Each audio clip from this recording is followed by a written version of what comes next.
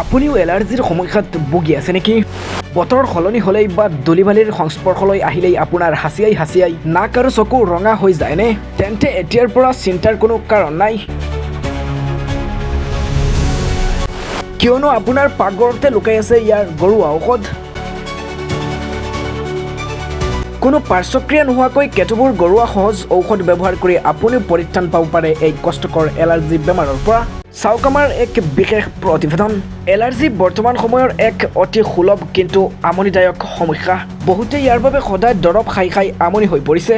কিন্তু আমাৰ প্ৰকৃতি আৰু পাকঘৰতে এনে কিছুমান উপাদান আছে যিয়ে আমাক এই সমস্যাৰ পৰা চিৰদিনৰ বাবে সকাহ দিব পাৰে। হালধিত থকা কাৰ্কুমিন নামৰ উপাদানে প্ৰাকৃতিকভাৱে এলাৰ্জি প্ৰতিৰোধ কৰে। দৈনিক এৱা গাখীৰৰ সৈতে এচামুচ হালধি মিহলাই খালে এলাৰ্জিৰ প্ৰকোপ বহুখিনি কমিব।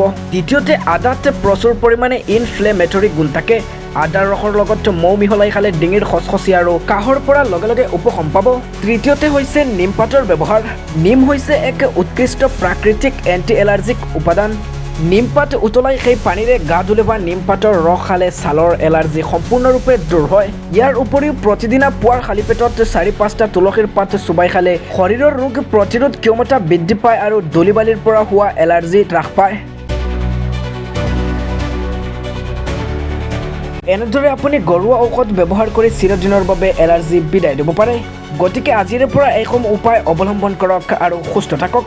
লগতে এনেধৰণৰ বাতৰি চাবৰ বাবে এতিয়াই ফ'ল' কৰক আমাৰ news channel. News desk report, Nilbagan voice.